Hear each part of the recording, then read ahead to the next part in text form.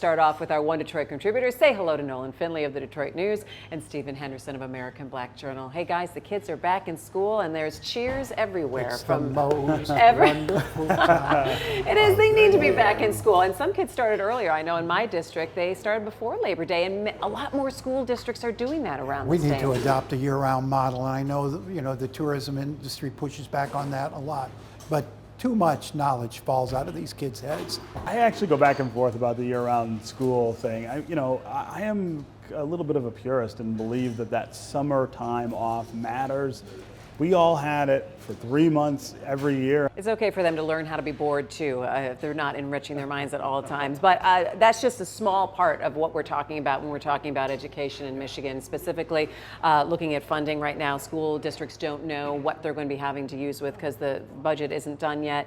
And we're also looking at what are our achievement numbers going to be this year, because Michigan has significantly fallen behind in the last 10 years. And we've made no substantive changes to address that. We keep tinkering around the edges and this new program and that new program. We need to radically reform the way we educate kids in Michigan. And you mentioned the Mara Grove School. I mean, that's the sort of thing we need to be willing to do instead of trying to apply a broad-based model over every kid across the state. Let's allow for experimentation in the schools, individualized learning programs for children. Let's acknowledge the fact that children today are different than they were 40 years ago, so you can't simply line them up in front of a teacher and try to pound information into them. Project-based learning. There's a lot of things out there that other states and other places are trying that we are reluctant to experiment with.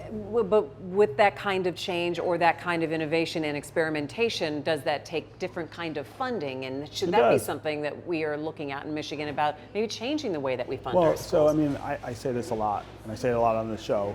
There are models out there that we should be emulating, and they're not ambiguous. I mean, it's not an argument about who is doing it the best.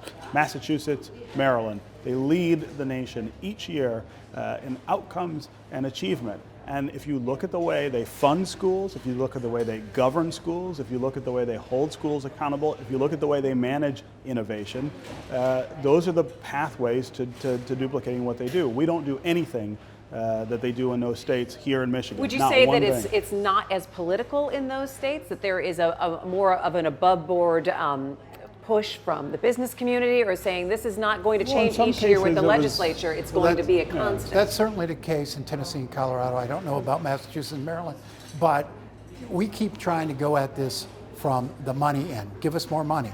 I think if you've got to convince people you've got to convince people that you're going to do something with that money. And the other things Steve are talking about, we never put those together when we go. We've not done an overall education strategy in this state. Governor Snyder had the 21st Century Education Commission. How many of those initiatives were put in place? I don't think very many. Because we won't break down the major obstacle to reforming education in Michigan, and that's getting rid of the elected school board and Department of Education, folded it under an accountable governor who can shape a vision and bring people on board to do the things those states are doing, you're talking about. Well, we now do have a new state superintendent who's taking on the role. We also have something big this year that a lot of parents are looking for, is that third grade retention reading law, that if kids aren't at a certain benchmark, they could be held back, and you could have thousands of kids that fall into that category, and then it's where is the catch-all for these districts to be able to then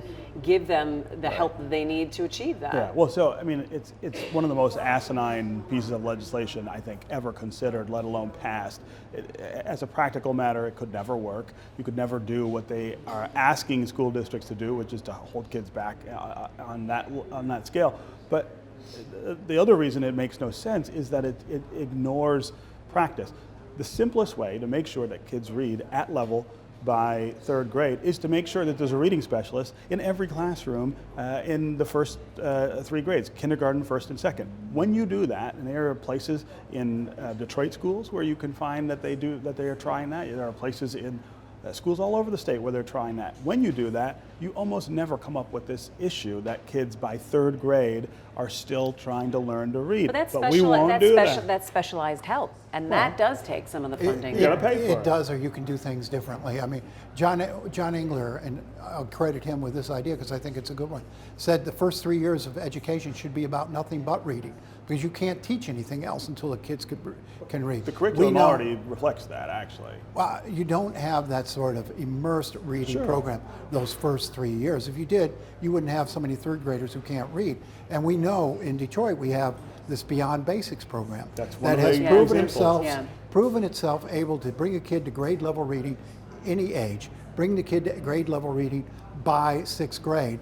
It's a With reading specialists. That's how they with that's how they individualized tutor, not Yeah. one for each classroom, one for each kid. For each kid. And it's expensive. And that takes money. And so how much money they're trying to raise? It's 30 million, but you look at what Detroit spends on all these other programs that aren't working. Why not devote that money to this reading program that they've proven their success? Yeah. We Yes. don't do the things we know will work. It's going to be actually a very interesting year when it comes to education. Stay with me. We're going to come back in just a few minutes here.